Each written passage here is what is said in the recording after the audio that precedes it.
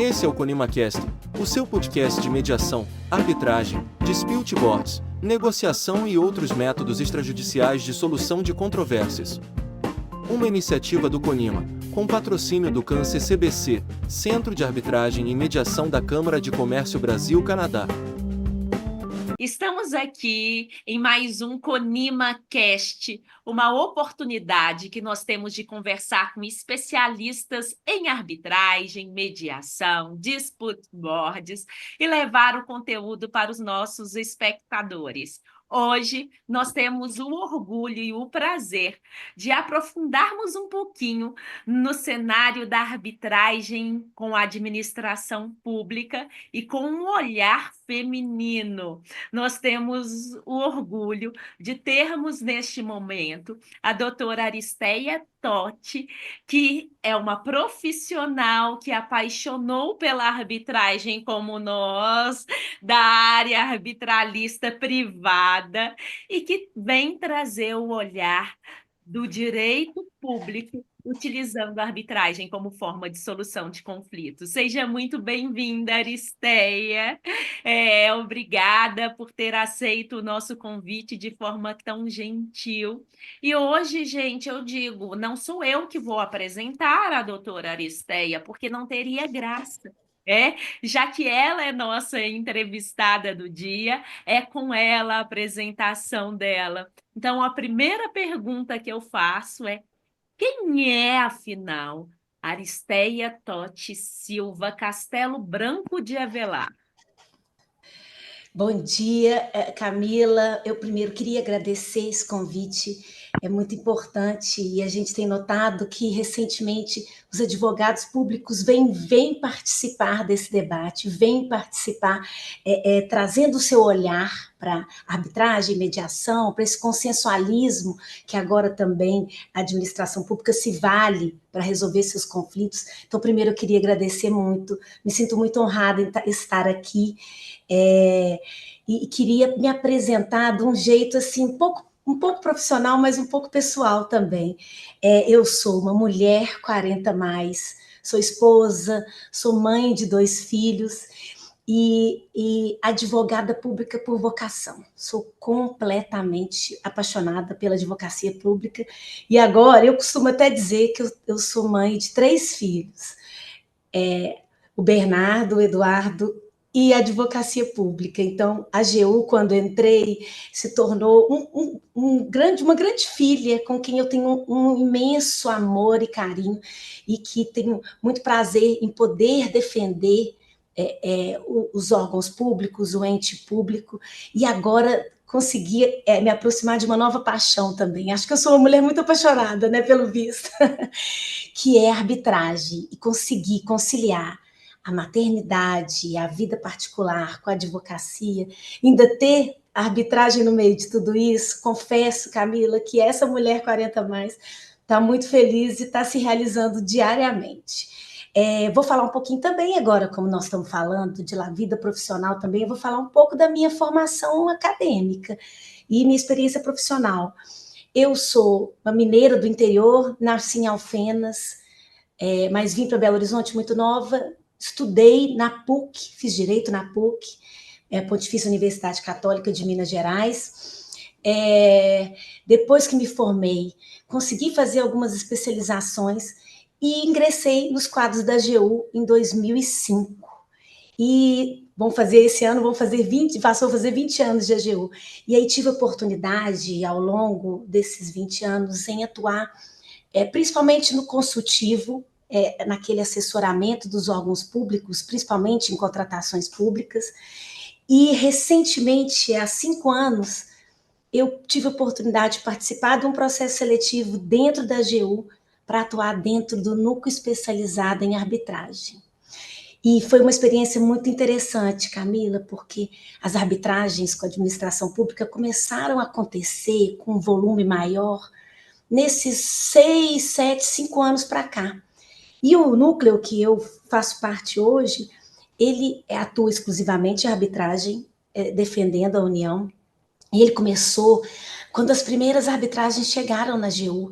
Então, eu faço parte, me sinto muito feliz e honrada de ter participado da implantação, não da arbitragem, mas dessa solução de conflito no âmbito da AGU, de colocar cada tijolinho no órgão para que hoje a gente possa atuar em paridade com os grandes escritórios do Brasil. Então, me sinto muito realizada em poder participar, mas assim, como nós vamos conversar um pouquinho mais para frente, era tudo mato, como diz uma colega nossa, a gente começou do zero, então muitos desafios, muitas conquistas vieram, mas vou deixar esse spoilerzinho lá para frente. Isso, gente, tá igual aquele desejo de série. Vocês têm que continuar ligados com a gente para continuar escutando o que vem pela frente. Já deu para a gente perceber que a Aristéia é gente que faz, e que faz muita coisa. Em relação à arbitragem, quando ela chegou, que era tudo mato,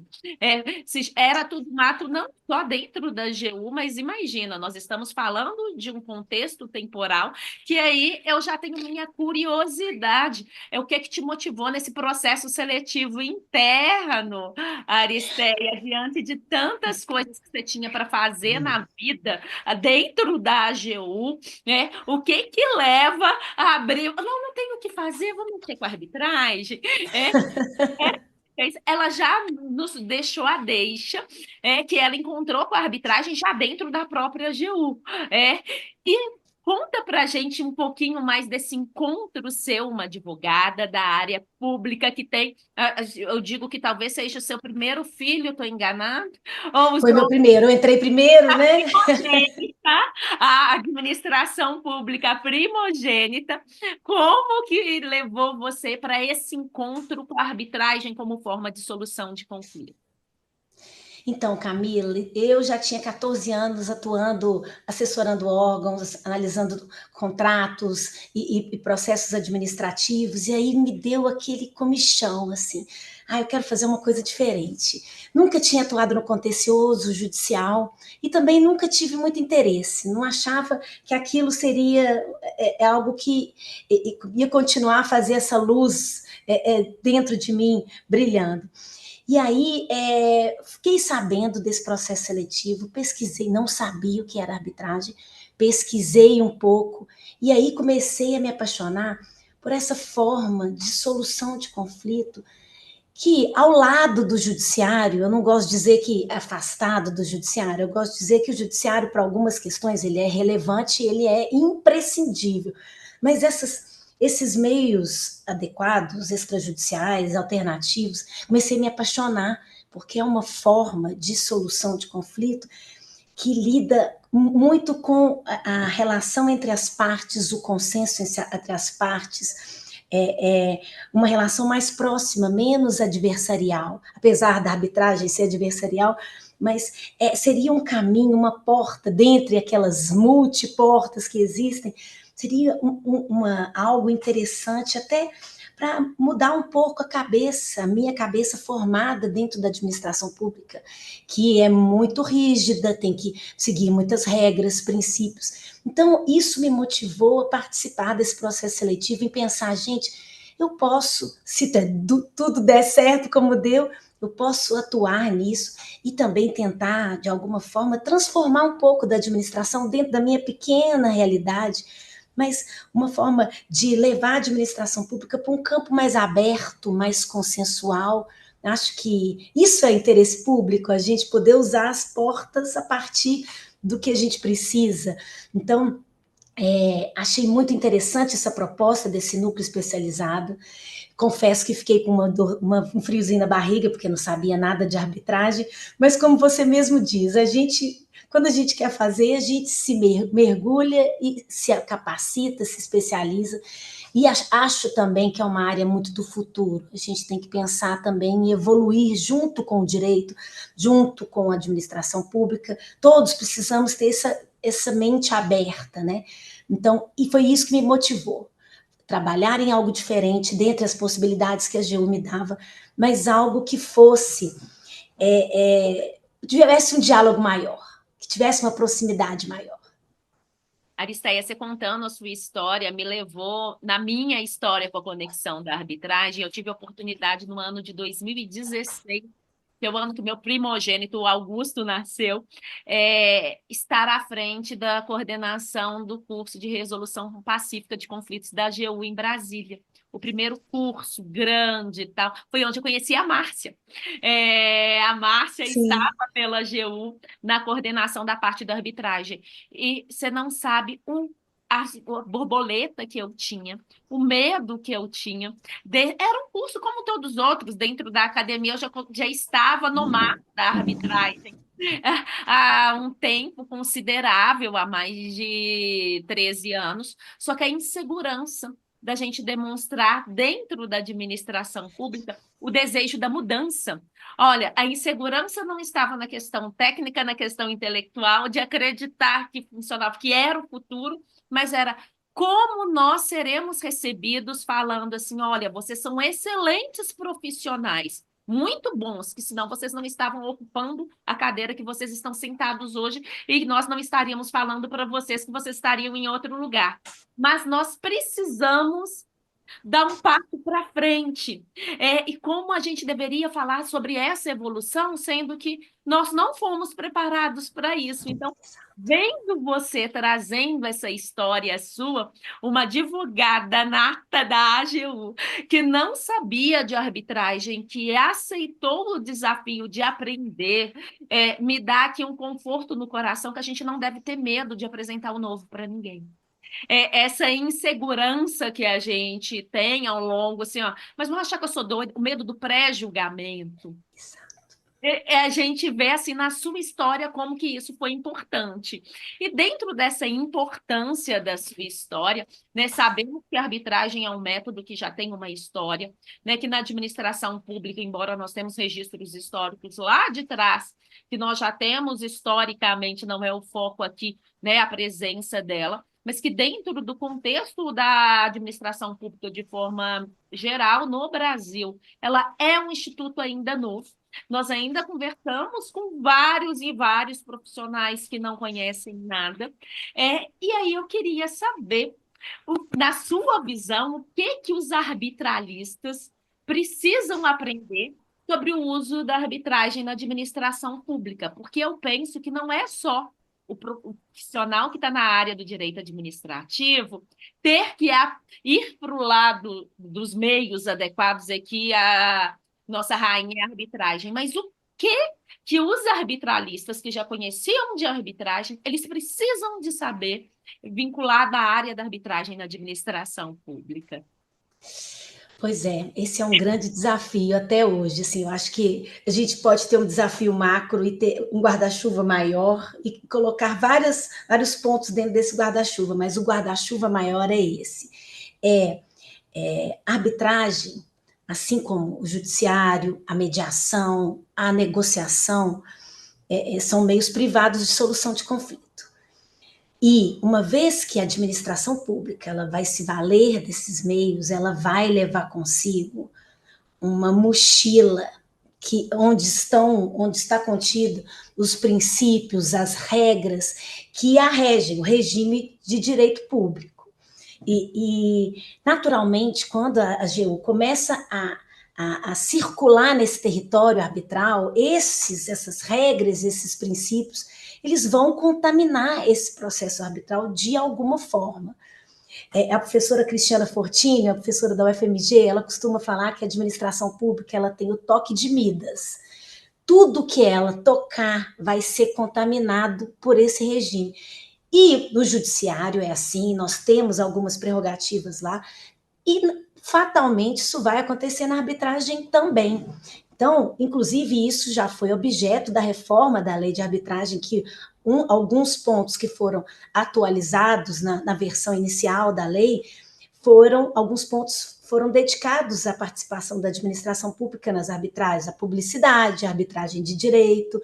Então, naturalmente, os arbitralistas precisam entender que a arbitragem entre privados ela vai ser mais flexível, mais livre, as partes vão poder convencionar e transacionar seus direitos de forma mais ampla, A administração pública, por sua vez, não. Ela vai ter entraves e regras e princípios que vão dificultar esse uso pleno e absoluto da arbitragem, como acontece entre os privados, sabe? E o que choca, mas acredito também, Camila, eu gosto de falar desses desafios, mas dizer o quanto a gente já avançou, sabe? A gente tem uma relação com os advogados privados durante uma celebração de um termo de arbitragem, uma audiência, em que a gente percebe que eles já entendem um pouco desse regime específico, sabe que o próprio advogado não vai poder transacionar além daquele limite. Então, assim, existe essa necessidade de harmonizar o regime privado com o regime público, mas à medida que a gente vai atuando nos processos e vai mostrando, olha, isso é possível, isso é viável, isso não prejudica o instituto, não prejudica o processo, não prejudica o trabalho dos árbitros e das outras partes, isso já vai se sedimentando e todo mundo vai ficando mais seguro em relação a isso. Mas vira e mexe, nós temos uma discussão em relação a isso, né? Acredito que seja natural. Mas acredito que, em resumo, os arbitralistas precisam entender que seria uma mescla do direito público com o direito privado. Não vai dar para ser só privado, e nós, da administração pública, também não vamos conseguir que seja só público. E o que eu gosto do que você trouxe, Aristeia, que faz com que a gente reflita a nossa necessidade também de evoluir, de amadurecer e de crescer, e que a gente não é dono da razão. A Sim, modéstia sempre. para a área jurídica, independente de ser do contencioso judicial, do contencioso arbitralista, ser vinculado à administração pública ou à área privada, tem hora que nos falta questão de modéstia. Olha, nós precisamos sim de escutar, recalcular a rota para a gente chegar numa palavra que você trouxe que eu gosto muito, na harmonia. Na harmonia de quê? De satisfazer o interesse das partes que nós representamos. Porque nós não representamos a nós, né, na grande maioria, em relação à gestão de um procedimento arbitral. Nós estamos representando alguém. E esse alguém, como na gestão pública, que é o nosso foco aqui, tem os seus princípios, tem as suas regras, e não em nenhum momento ele está falando assim, não vou para o jogo, vou para o jogo sim, e me preparei e continuo me preparando para isso, mas o meu time também tem que ser respeitado.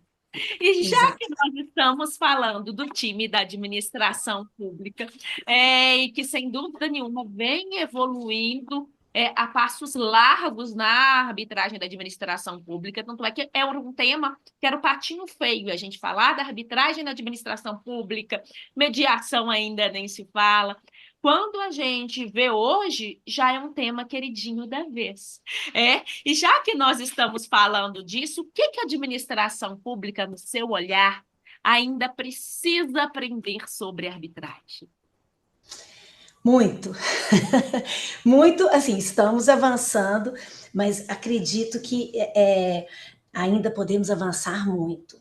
Eu acho que a administração pública, assim como eu já disse anteriormente, ela precisa se abrir dentro dos seus limites, aplicando seus princípios e suas regras, mas ela precisa se abrir para esse mundo novo, né, Camila? Que não é tão novo, porque a lei é de 96, mas um mundo que pode alcançar o interesse público, o interesse que eu represento a administração pública, e a administração pública representa o cidadão. Então, estamos todos representando terceiros.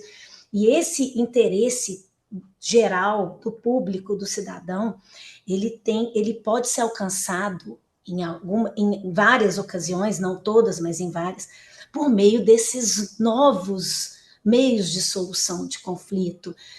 A administração pública precisa pensar que existem as portas, e essas portas, elas podem encurtar um prazo de um litígio, e pensar que um litígio, ele pode, e quanto mais tempo ele dura, mais tempo uma rodovia está parada, um hospital, uma obra de um hospital está parado, uma escola.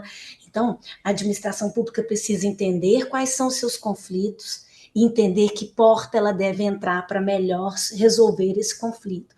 Para isso, acredito que, assim, os colegas com quem eu me relaciono, no NEA e também na outra equipe federal, a gente já tem uma noção maior disso, mas a gente precisa chegar também ao gestor, que é ele quem vai tomar a decisão se vai colocar uma cláusula arbitral ou não.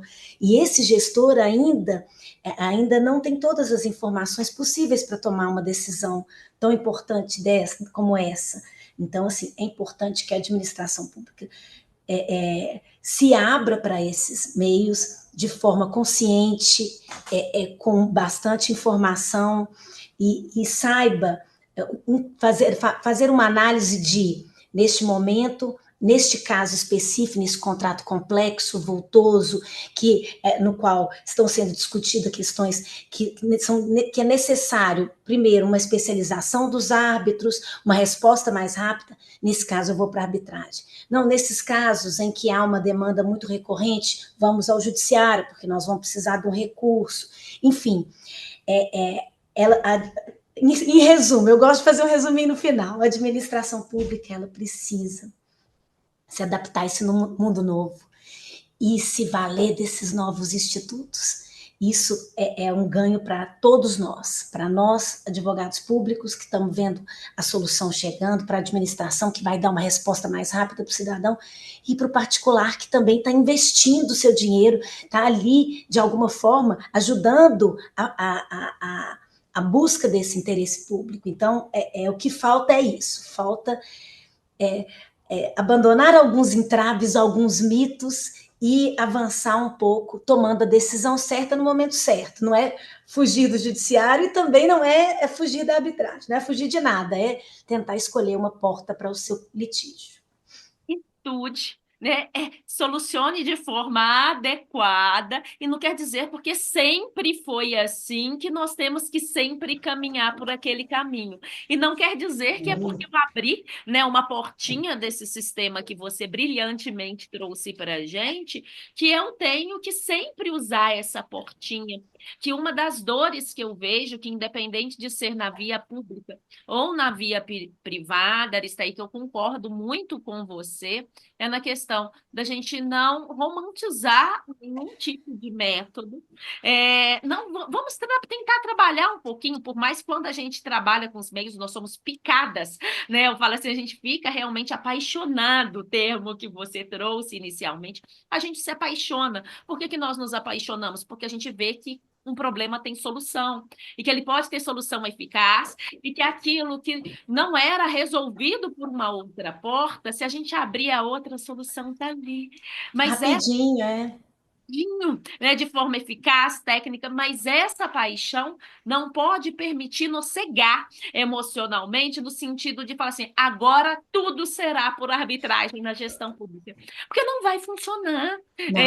Então, eu, eu não gosto, lógico que a gente fala do uso da arbitragem, dos métodos de forma geral, como uma mudança cultural. E nós não podemos fazer essa mudança, tipo assim, utilizando um marketing de vender os métodos como a gente vende banana, colocando no outdoor, que isso não vai funcionar. Por isso é tão prudente sua fala e tão concisa no seguinte ponto: a gente precisa de estudar. Muito.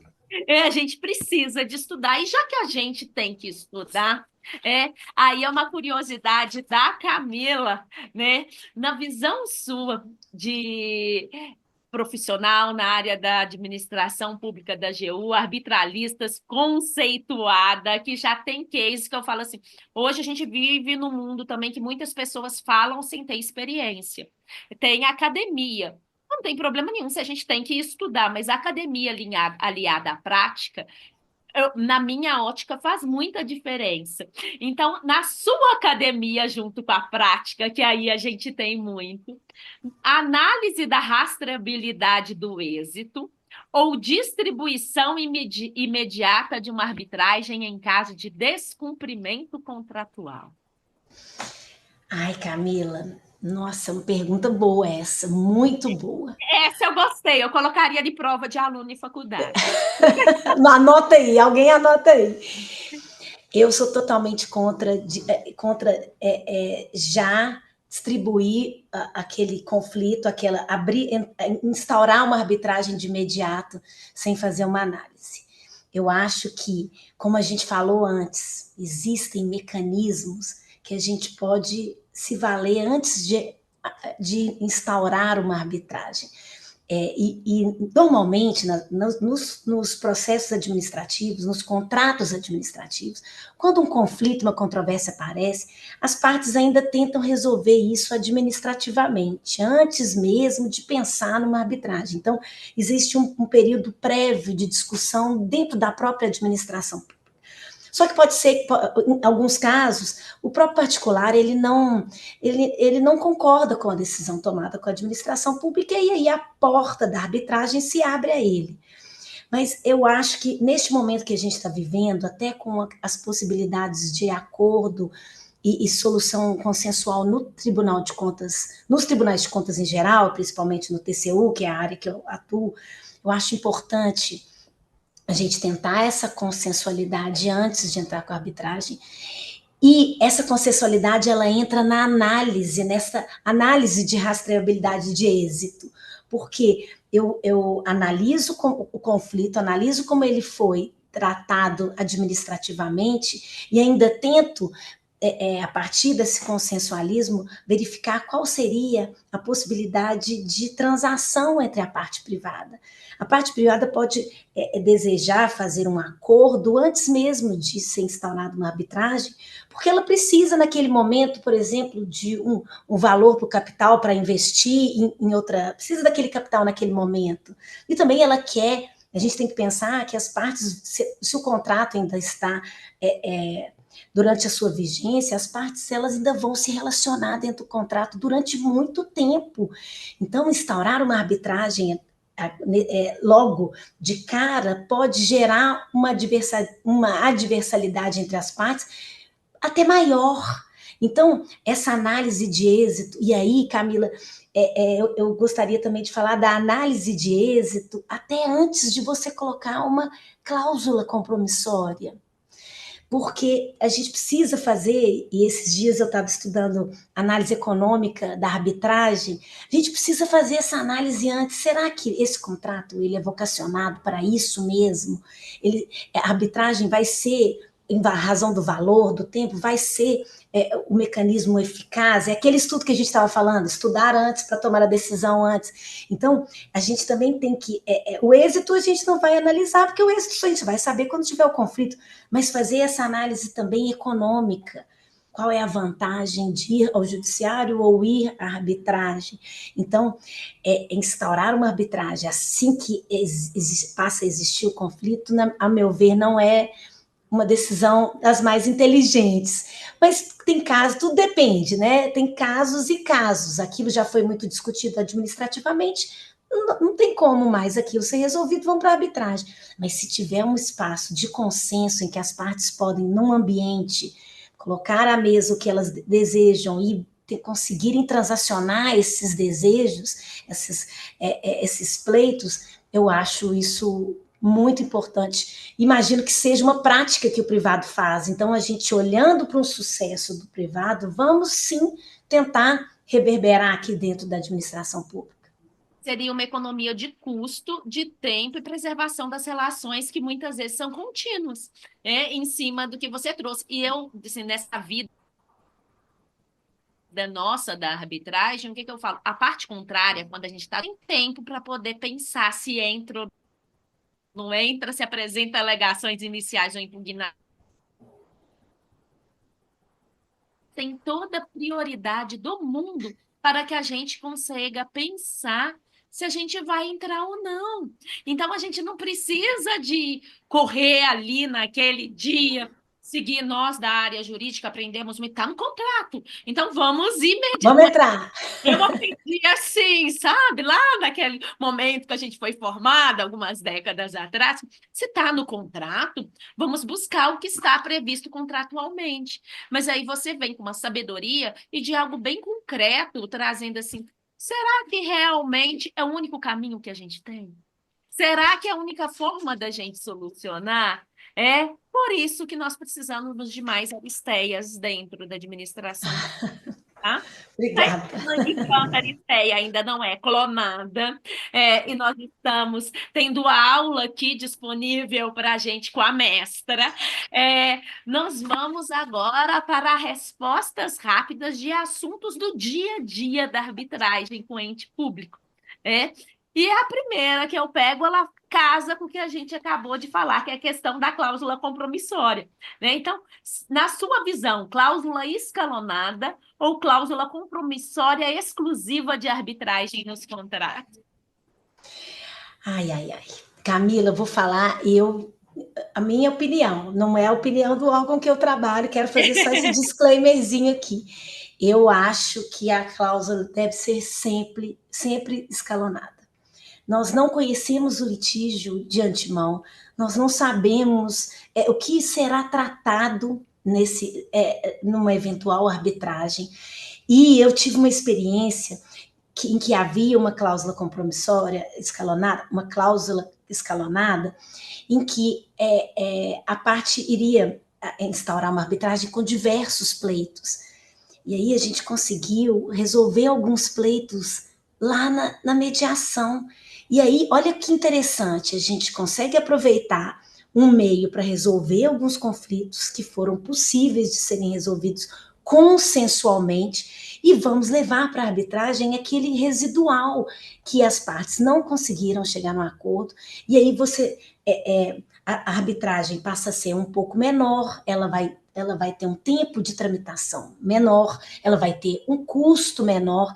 Então, eu acho que é importante ter as portas disponíveis para a gente exatamente tentar solucionar cada um nessa porta, a porta mais eficiente para aquele conflito. Então, a possibilidade de se assentar-se à mesa num ambiente consensual e dividir, olha, isso aqui é possível a gente resolver aqui, não, isso aqui infelizmente nós vamos ter que instaurar uma arbitragem, isso é interesse público, isso é interesse das partes, isso é economicamente mais eficiente, então isso não tem como isso não ser positivo, isso para mim é super positivo, e você ser obrigado a ir para uma arbitragem antes mesmo dessa consensualidade, eu acho que desperdiça esse importante momento que a gente teria. E um ponto, Aristeia, também inteligente dos advogados, dos procuradores, não terem medo de ser obrigada a passar pela fase consensual, porque não é. Eu falo assim, gente, a obrigatoriedade da cláusula escalonada, né, de prever uma mediação anteriormente, uma negociação, não significa que você tem que sentar e fazer acordo, dispor de interesse público. Pelo contrário, eu vejo que a mesa vira, é uma oportunidade que o interesse público tem de apreciar e falar assim, aqui vale a pena o consenso ou não? Porque se não valer, o direito dele do contencioso está resguardado de toda forma. Então, assim, na minha humilde opinião, né, como gestora de meios adequados de solução de conflitos, eu vejo muito medo na cláusula escalonada. Medo de falar assim, eu vou colocar uma mediação antes e eu serei obrigada a fazer acordo. Não tem nada disso. Mesmo porque o acordo nunca é obrigatório, então acho que a essência da mediação é essa voluntariedade. A gente vai entrar porque quer e também a gente vai ali acordar o que for possível. Estudar mais, né? É o que nós todos precisamos. Me escutou bem aí? Não sei se cortou, Aristeia. Cortou um pouquinho, Descultou, minha mas internet não, parece... mas tá tranquilo, tá tranquilo. Árbitro único ou tribunal trino? Eu vou usar a resposta que todo advogado usa, depende. E vou trazer esse exemplo que eu trouxe. Assim, a arbitragem é complexa, vários pleitos, valor muito vultoso, eu prefiro o tribunal trino. Porque são 3 cabeças pensando, vai ter uma divergência, vai ter um voto para desempatar, isso é muito interessante, isso traz uma decisão melhor, mais bem estudada, mais bem colocada. Agora, voltando àquele exemplo, se a gente tinha vários pleitos, alguns foram resolvidos na mediação, sobrou alguns menores ou menos complexos, por que não um único árbitro? A gente tem que pensar economicamente, tem que pensar que a administração pública, se for condenada, é o dinheiro de todos, então nós estamos administrando o dinheiro de todos. Então, se for possível um árbitro só, uma economia maior, então acho que é possível. E tanto que as nossas cláusulas, elas prevêem sempre o tribunal trino, mas se as partes concordarem, a gente pode ter um árbitro único. Tribunal interdisciplinar ou composição jurídica? Eu gosto muito dessa pergunta para quem está na prática, porque a gente vende muito a arbitragem como a multidisciplinariedade. E na prática? Na prática seria interessante também. Aristé, particularmente, acho que é muito interessante você ter profissionais de áreas diferentes no tribunal, principalmente se for um caso envolvendo rodovia, aeroporto, essas questões de infraestrutura. Às vezes você ter um engenheiro no tribunal pode, inclusive, aí eu vou esticar bastante a corda, dispensar uma perícia, ou mesmo você ter uma leitura mais técnica de uma perícia. Se a gente saiu do judiciário para vir para um meio adequado de solução de conflito, em que você escolhe os julgadores, por que não escolher aquele julgador que é especializado no litígio? Estou discutindo de uma rodovia, questões relacionadas ao asfalto, a ponte. Por que não trazer um engenheiro para, junto com um advogado, discutir essas questões? Ele vai saber fazer as melhores perguntas para os técnicos, ele vai saber perguntar para as partes, estabelecer pontos controversos mais específicos para serem respondidos pelas partes. Gosto muito e acho muito interessante ter um advogado, principalmente na presidência, porque essa tramitação, o fluxo do processo arbitral, ele demanda um conhecimento de fases de processo, atos processuais. Então, acho muito útil ter um presidente, e um presidente assim, experiente, com firmeza, porque também o processo arbitral ele vai correr de acordo como faz correr o presidente, mas eu acho muito interessante a presença de um técnico dentro. São 3, então pode ser um, pelo menos, que ele vem com um olhar mais objetivo, um olhar diferente. E essa questão da perícia é um gargalo muito que vem acontecendo nas arbitragens envolvendo a administração pública, sabe, Camila? Porque a perícia, hoje em dia temos poucas empresas e poucos profissionais, o mercado ainda é restrito. E aí temos muitas arbitragens com a administração pública. E a administração pública ela tem um rigor maior na avaliação de independência e parcialidade, conflito de interesse. E aí, se é sempre a mesma empresa, ou sempre 2, 3 empresas que estão em todas as arbitragens, isso vai gerar um problema na escolha da empresa perita. Então, se eu coloco um engenheiro dentro do tribunal, esse problema eu posso pedir às partes que apresentem relatórios dos assistentes técnicos. Eu não preciso de uma perícia, talvez, dependendo do ponto. Então, acho interdisciplinar sempre muito bom. E sempre pensar em equidade de gênero também, trazer outras cabeças pensando, porque são várias visões de mundo diferente. Eu acho que essa coletividade ela não tem como ser ruim. E um ponto na sua fala, Aristeia, me fez lembrar da oportunidade que a gente tem com um técnico dentro do tribunal da inspeção in loco. Porque a arbitragem está lá expresso a possibilidade da inspeção in loco. Então, quando nós temos esse técnico, a inspeção in loco sendo realizado pelo profissional técnico, é uma política de ganha-ganha dentro da arbitragem. Maravilhoso. E até o momento a gente está construindo toda uma análise do como que é a arbitragem na administração pública, o que a gente precisa de aprender um com o outro, e quais são os mitos que, na sua visão, mais assombram o uso do Instituto da Arbitragem dentro da administração pública. Existem uns mitos que são até difícil de acreditar que eles existem, né?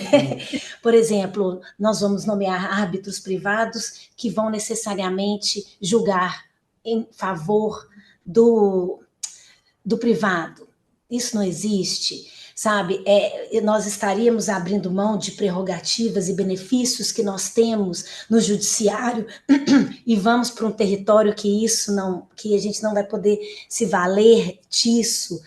E a questão do recurso, eu não vou poder recorrer. Não, o recurso tem dois lados. Tem a possibilidade de você rever o que você não ficou satisfeito, mas ele tem o outro lado, que é o lado prejudicial, que é da perpetuação do litígio a partir da interposição de diversos recursos. Então, a questão de não ter um recurso não significa que a decisão é ruim. Muito pelo contrário, acredito que os árbitros pensam, como essa é a única manifestação que será dada, decisão única, eu tenho que dar a melhor decisão, porque não vai haver uma revisão numa outra instância. Então, esses mitos ainda assombram os gestores, os administradores públicos. Primeiro, eu não vou poder recorrer. Segundo, mas eu vou contratar aquele advogado que era um advogado numa outra ação contra mim para ser o árbitro que vai decidir a nossa questão. Existem questões que não são ainda do conhecimento desse gestor público, mas o sistema arbitral, ele hoje em dia, e acho que sempre, pelo menos essa é a minha experiência depois de 5 anos, é que não há esse tipo de benefício, eu indiquei esse árbitro, esse é meu árbitro, ele vai decidir do jeito que eu quero. Não é bem assim. Mas como é um sistema diferente, eu até entendo esse administrador. A nossa função, inclusive, Camila, uma delas, é levar esse conhecimento para o administrador e dizer, olha, não é bem assim, esse árbitro a gente está indicando, porque temos direito, cada um vai indicar um e depois vai ser indicado um terceiro, mas isso não significa, que ele vai votar a favor da gente e o outro necessariamente contra.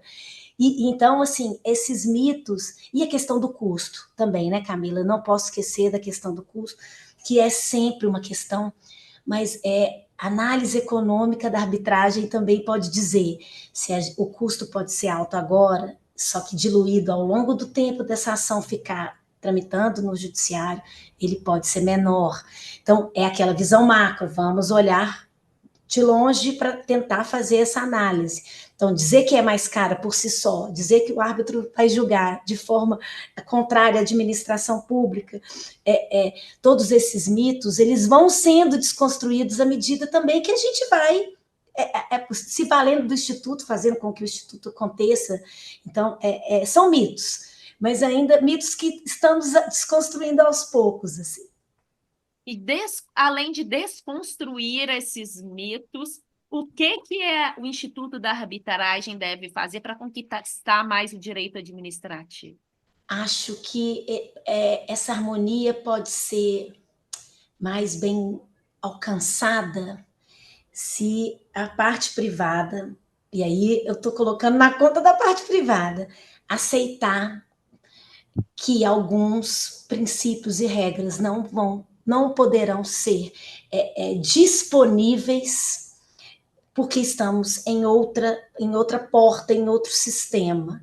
Sabe? Acredito que hoje em dia tem um hot topic que é muito comentado, que é o regime de precatório, que eu tenho certeza que daqui a alguns anos isso a gente vai estar morrendo de rir dessa discussão, por quê? Porque o regime de precatório ele é obrigatório para toda e qualquer sentença, independente dela ser arbitral ou judicial.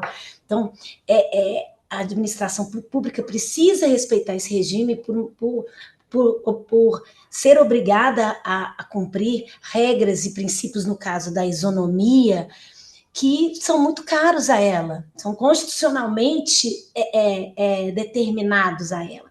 Então, existem ainda, Camila, alguns pontos que ainda há essa discussão, a questão da arbitrabilidade objetiva também é um ponto que, à medida que a arbitragem for acontecendo, em muitos casos vem acontecendo, essa discussão ainda aparecer, isso vai se acalmar, isso vai se harmonizar. Realmente, a administração pública, ela não são todos os direitos que ela defende, que ela possui, que são disponíveis. Então, vai haver um limite para a decisão dos árbitros.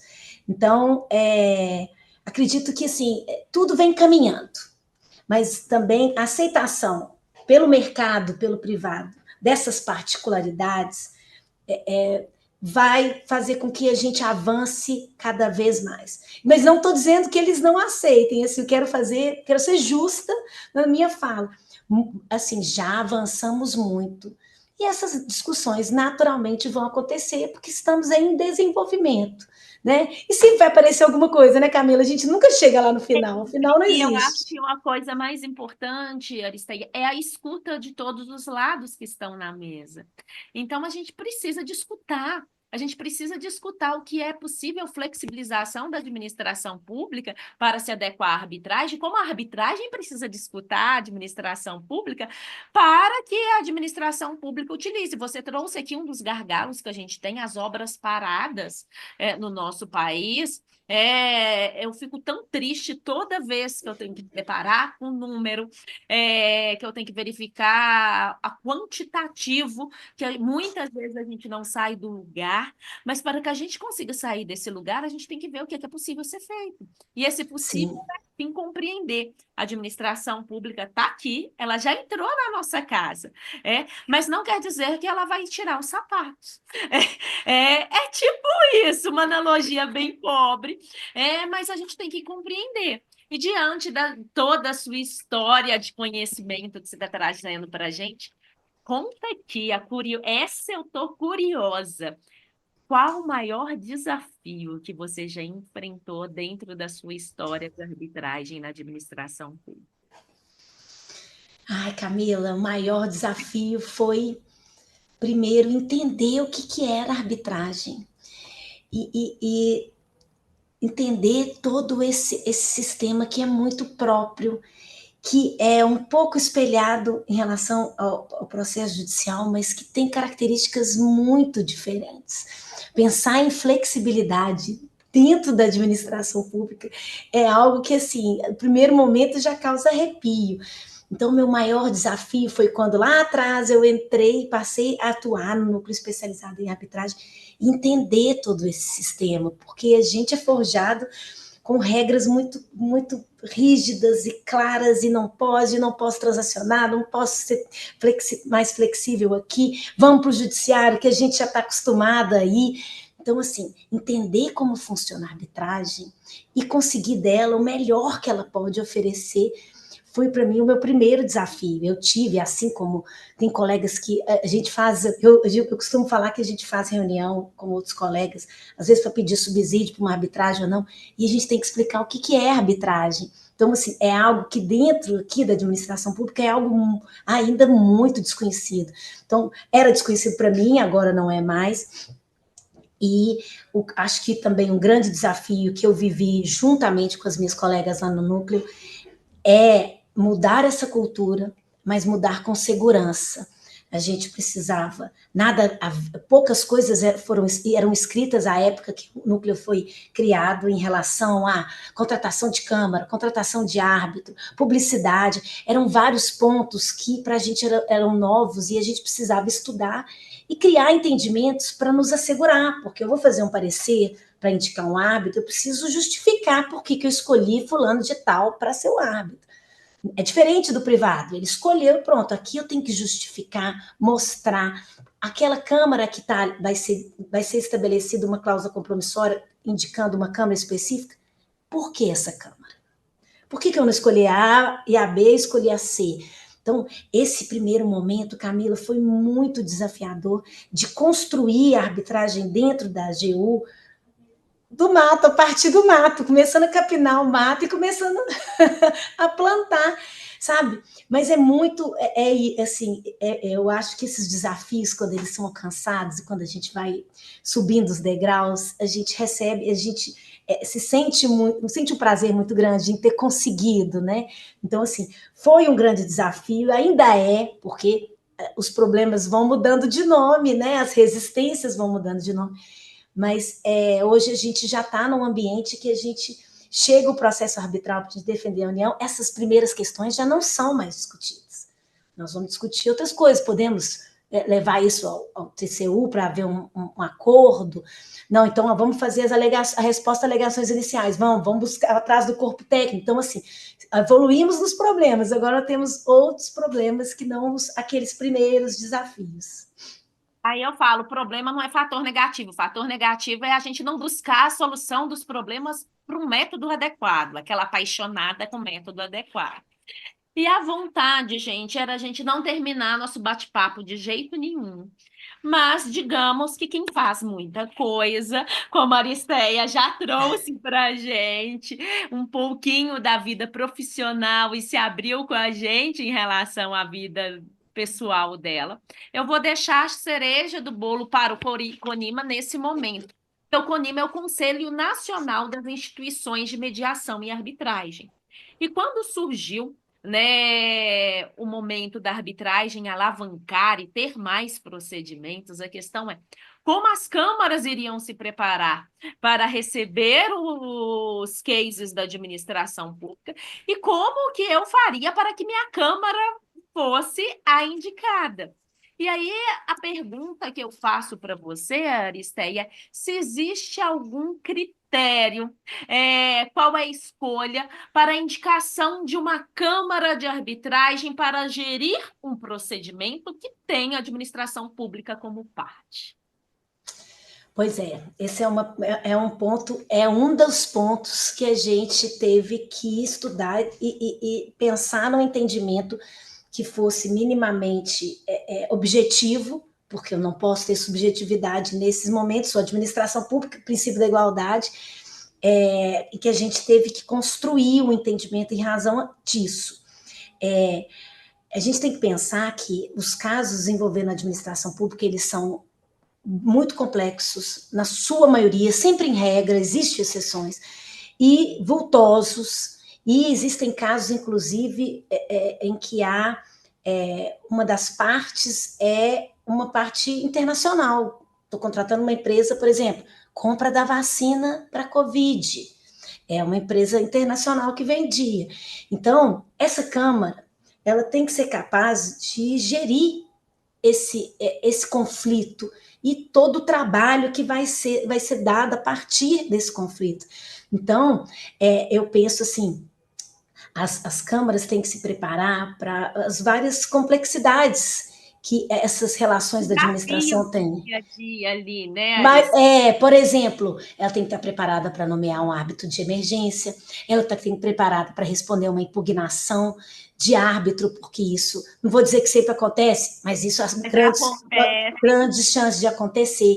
Ela tem que estar preparada para criar um ambiente para uma audiência, Camila, e as audiências em arbitragens com a administração pública, elas costumam ter vários participantes. Então, assim, a Câmara tem que pensar numa sala que vai comportar... E também a virtual, porque hoje também a gente também tem uma preferência pela audiência virtual. Quando não é uma de instrução, por exemplo, apresentação de caso, celebração de termo de arbitragem, porque é uma reunião mais rápida, que não precisa da presença de uma testemunha, enfim. O virtual é muito interessante, porque diminui o custo da administração pública também, não preciso deslocar vários advogados para ir para aquela audiência. E há uma questão recente que vem acontecendo nas arbitragens com a administração pública, que é a participação de terceiros.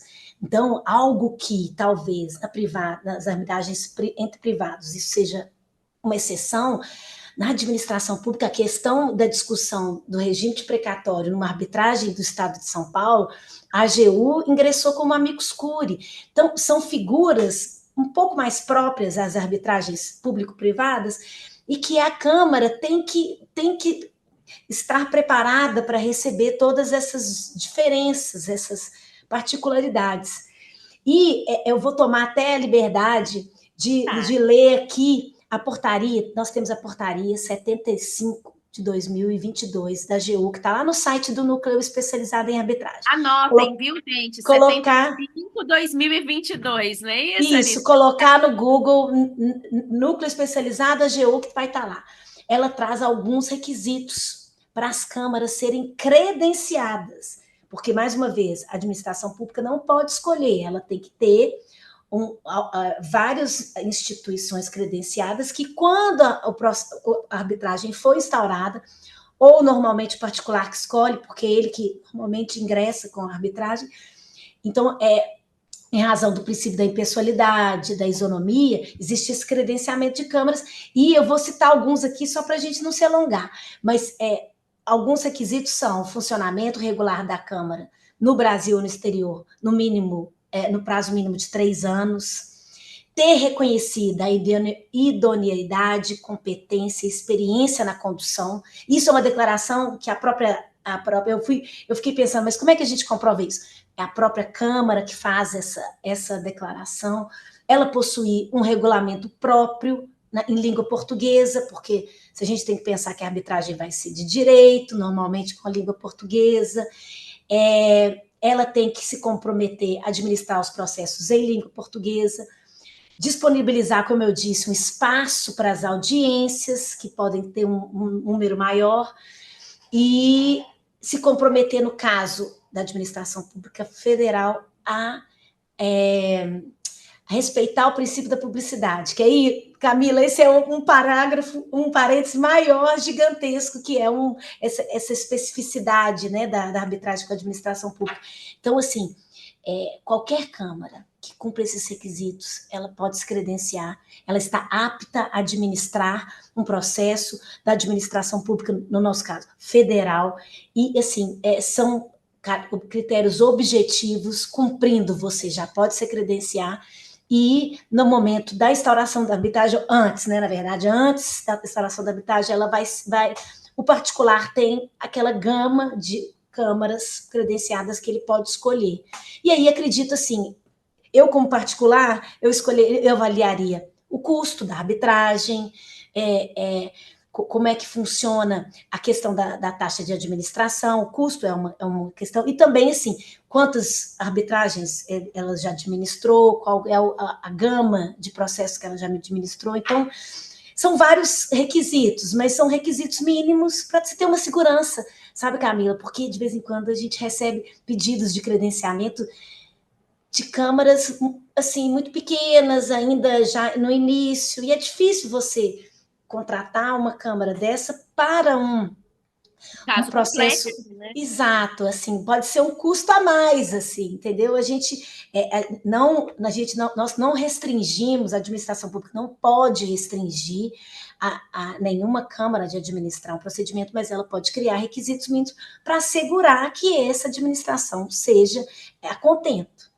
A acessibilidade existe, mas, por outro lado, também tem que ter a segurança jurídica da logística da gestão desse procedimento, o que é correto. Então, assim, as câmaras, né, que são filiadas ao CONIMA, que são inúmeras dentro do nosso país, né, e quando a gente fala de administração pública, embora aqui nós estamos duas mineirinhas, mas... Super!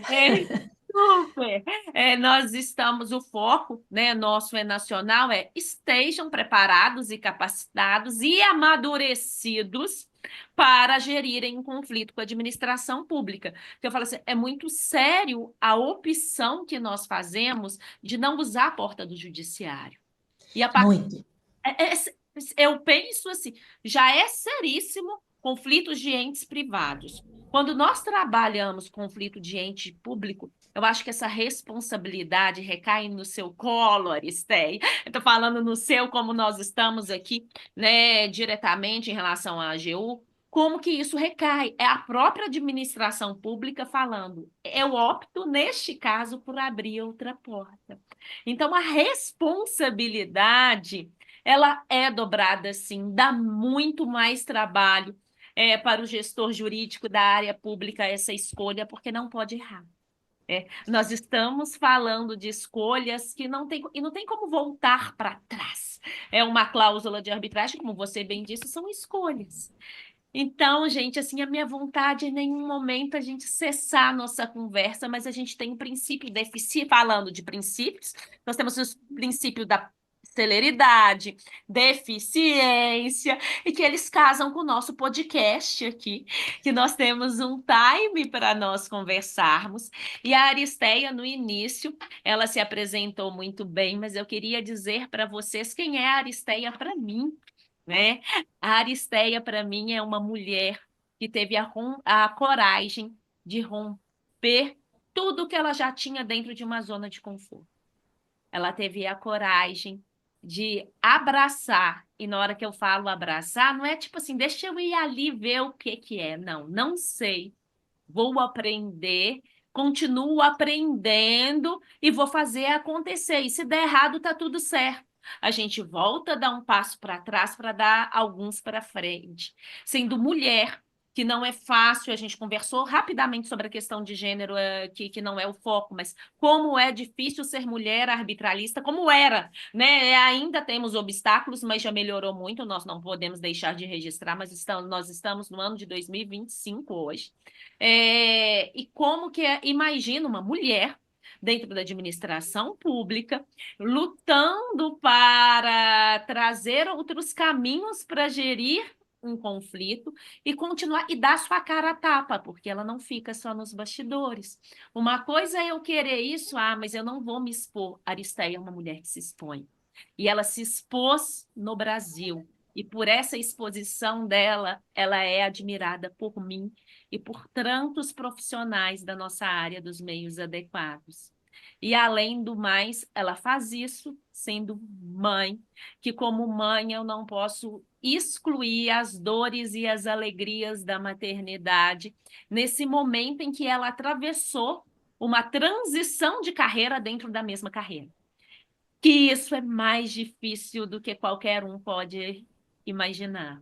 Minha admiração por você sincera, meu carinho por você. E muito obrigada por você estar conosco, Aristeia. Ai, Camila, fiquei até emocionada. Muito obrigada por todas as suas palavras. É um prazer enorme estar aqui, poder falar um pouco de tudo isso que eu vivi e de perceber que o que eu vivi eu posso compartilhar com as pessoas, não só para mim, para todos vocês. Agradeço imensamente. Tenho muita admiração e muito orgulho do que vocês vêm fazendo no âmbito dos meios adequados de solução de conflito. Eu acho que a gente precisa parar de sempre pensar no adversarial. É difícil? Tem essas barreiras, tem os mitos, os desafios, tudo que a gente falou, mas o CONIMA, e também eu sei que você tem várias vestes, você não está só no CONIMA, você tem vários outros lugares de atuação, tudo isso é fundamental para uma mudança, não só dentro da administração pública, ou lá no empresário, a pessoa jurídica de direito privado, mas até numa atuação, a gente quando aprende o consensualismo, a gente vai aplicar lá dentro de casa, com os filhos, com os pais, as mães, os maridos. Então, assim, abrir a cabeça para esses novos meios é relevantíssimo para nós como humanidade. E vocês que estão aí, que você me disse que já está nesse campo há mais de 12 anos, então, assim, imagino que tinha até mais mato quando você começou, 20. Então, tinha muito mais mato, mas você também não desistiu, você continua. Cada dia é uma batalha, mas também é uma vitória. Então, parabéns. Me sinto muito honrada de estar aqui e desejo que o podcast tenha muito sucesso, que você continue nessa empreitada, sem medo, sem lenço, sem documento e sem medo. Sigamos, Aristeia. 50 mais, 60 mais. Não, a gente demais. Vai fazendo, entendeu? A gente faz um 80 mais. 80 mais. A gente vai registrando, vai virar uma coletânea. Pronto, combinado. Aristeia, muito obrigada. E este foi mais um CONIMAcast, uma iniciativa do Conselho Nacional das Instituições de Mediação e Arbitragem, com o patrocínio do CAN-CCBC, Centro de Arbitragem e Mediação da Câmara de Comércio Brasil-Canadá. Entre em contato através das nossas redes sociais, Instagram, Facebook, LinkedIn e YouTube. Ou mesmo através do WhatsApp, disponível no site do CONIMA, www.conima.org.br. Nos encontramos no próximo episódio.